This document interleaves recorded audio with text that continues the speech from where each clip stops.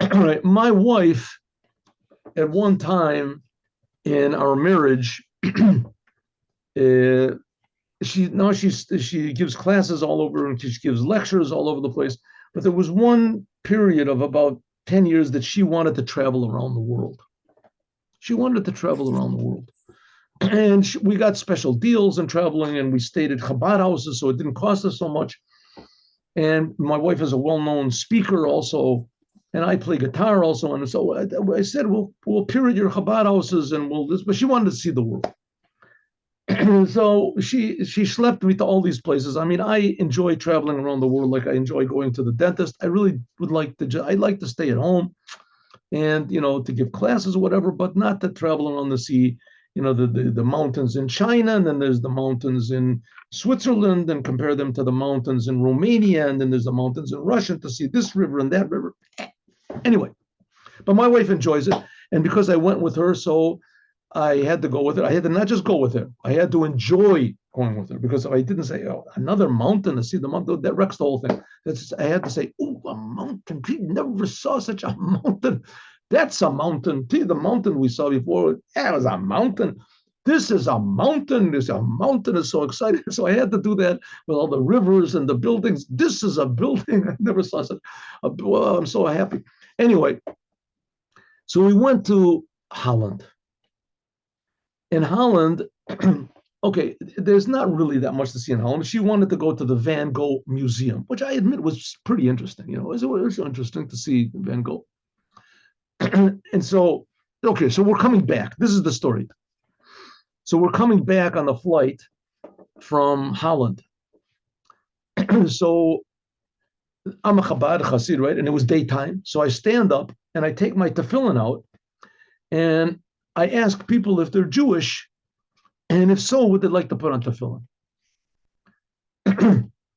So usually you don't know the difference one another, but in this case, it was pretty simple, because the Holland people, the people from the Netherlands, are not that is say dynamic people.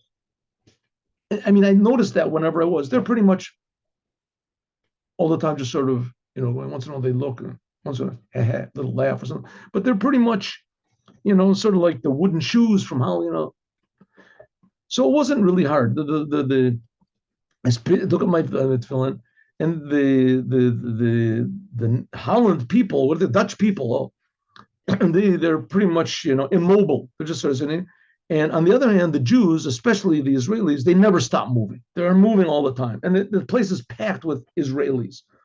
And just to let you know, Holland is probably among one of the least places that are conducive to Judaism in the world, and one of the most conducive places to do things that are the opposite of Judaism in the world, Holland. Okay, so I'm on the plane, and anything that's moving, I say, "Are you Jewish?" And they say, "Yes, we'd like to put on tefillin." So some people said yes, and some people said not, and nobody really paid any attention to me. So then all of a sudden, I see three Israelis, and they're like in different stages. Like they see the picture of the ape transformed into the man. First of all, it's ape, and then there's the Piltdown man and the Cro-Magnon man and the whatever it is, the Neanderthal man, whatever, all these different men, how they're standing more and more upright. Well, that's how these Israelis were. There was like different stages of becoming defiled by Holland. So the first guy, he had like a earring in his ear, and there were three of them sitting. And the plane was very noisy. Anyway, so the first guy, he had like an earring in his ear, and he had a little tattoo or something on his forehead. And his hair was colored like a little bit green. He had this little patch of green. And the second guy, he had like, 4 earrings or whatever, and then a nose ring and one also on his eyebrow. And he had more tattoos. And his hair was dyed like 3 colors. And then there was the guy sitting next to the window. And he was like, he looked like what they call a chafetz chashud. He was just like an antenna or something. He had all these piercings all over the place. And his hair was colored, multicolored with pink and this. And he had tattoos and everything. Okay. So I asked the first guy, are you Jewish? Which was obvious that he was. I said, would you like to put on tefillin? So he just went to me like, the Israelis know how to do that. He went like that, which means get lost, basically. Get out of here.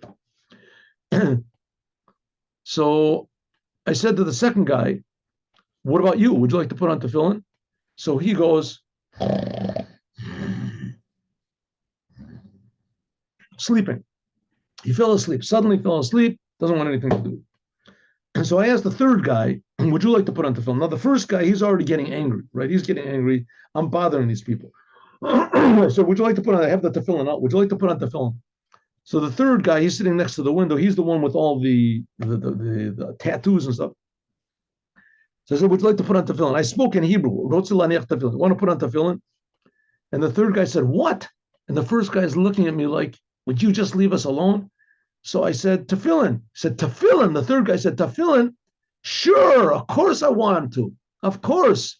And he stood up, and the first guy just took out his paper and buried his head in the paper. And the second guy that was asleep, he sort of opened up his eye and he looked to see what was he really, was he hearing true? Was it really true? His friend became like a traitor, he's putting on tefillin. So he stood up and he put on tefillin. He had to watch out because the baggage was over, but he was a short guy. He put on tefillin and he even knew how to put on. He said Shema Yisrael and everything like that. And so put on tefillin. So meanwhile, there were three people sitting in the aisle right before. And the middle one, he was like sort of looking around. This aroused his curiosity. And so he was looking around at what was going on. And the other two people, they were just sitting there, stoically looking at their book or whatever there was, just looking ahead like that. And he was interested. So I saw him peeking over the chair, between the chairs. And I went around and I said, are you interested in what we're doing? He said, yes, spoke in English. So I said, let me just finish with him and I'll explain it to you. So he said, thank you. So I took off the tefillin and I went in front of him. And I said, what's your name? He said, his name is Lars or something. I don't know, Hans. So I said, my name is Tuvia. And what he's doing over here is a commandment from God. I said, it was pretty impressive, right? He said, yeah, very impressive. I said, this is a commandment from God. And Jews have been doing it for over 3,300 years. And it says that inside of it, the main thing is it said that God is one. I said, you know what that means? He said, no, I don't know what it means. He says, well, these are commandments. A commandment attaches the creator with the creation, shows that God is not just in heaven, he's also with us. And inside there's three parchments written, four paragraphs are written inside of it. And the main one is Shema Yisrael. And Shema Yisrael means, listen, Jews, God is our God, God is one. So what it means that God is one, it means that God is creating everything and he's creating you right now. He's creating you right now. And why he's creating you? He said, no, I said, he's creating you from love, just from pure love. And all he wants is that you should do things for him for free love. And I told him a little bit something about commandments. All of a sudden, this guy stands up and he yells out with all of his might.